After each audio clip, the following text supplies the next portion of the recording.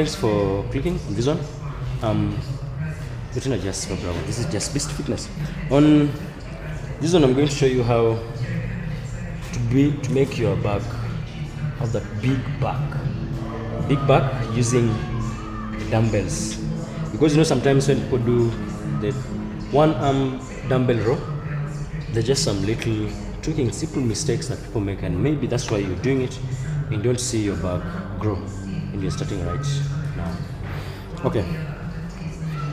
Number one, anytime when you're doing your dumbbell, one arm dumbbell row, is number one, you need a surface or something that you can get yourself, you can hold your arms on, one of your arms. That is, it could be a bench, it could be a table, wherever, assuming you're doing this at home. Then after that, what you need to do is you need a weight that you can easily handle so that you don't jack the weight.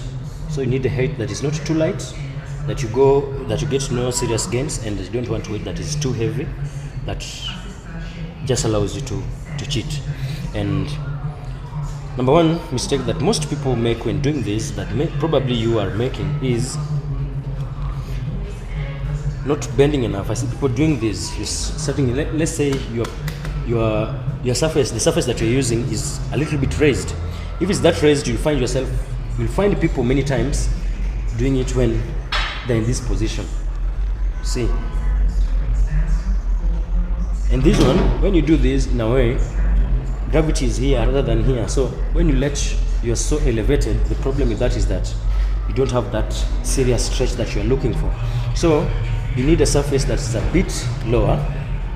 And if your surface is this high, either you go low or you look for a surface that is lower, like this one. So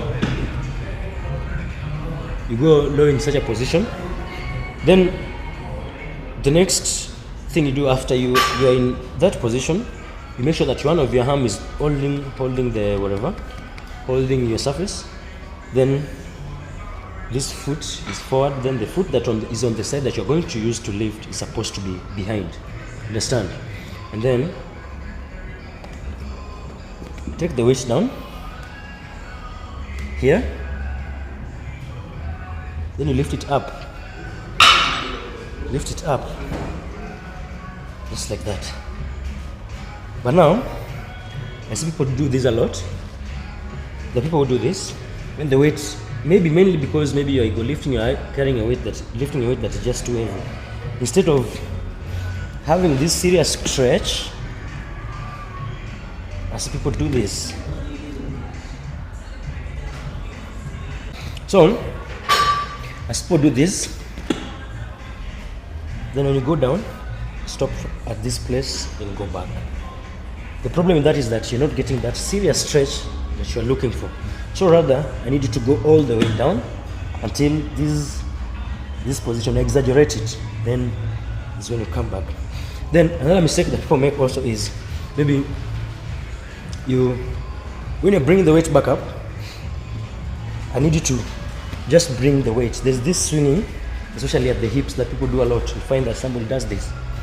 As the weight come back, you notice there's that turn. I don't need to see that turn, this one. Because what happens is that when you do that, is that when you're lifting the weight, what happens is that you're just lifting a shorter distance, then it's like your waist is taking over when you do this. I'm just exaggerating, but the people do that to some degree. It depends on how far you go. But the idea is, I need you to be, the moment you're in this position, your waist is supposed to stick there. I don't want to see these, your elbows, your shoulders are not supposed to turn anyhow. Your shoulders are supposed to remain in position, and the only thing that moves is your arms, like this, like this. So, another mistake also I see people make is that when you guys lift the weight, when you lift the weight, you're jacking it like this. And the problem with that is that you're not training your joints, you're training the muscle. When you do that, you're using the momentum, and you don't need that. Your momentum is your enemy when you're working out. You need to control the weight and feel it throughout so that you allow the muscle to do the work. So just in a nutshell, this is what I need you to do. Hold position, your chest out, this foot behind, this one in front. Yeah, you take the weight that you can handle, then you stretch, hold for a microsecond, allow it to stretch for a microsecond, stretch, microsecond, stretch, microsecond.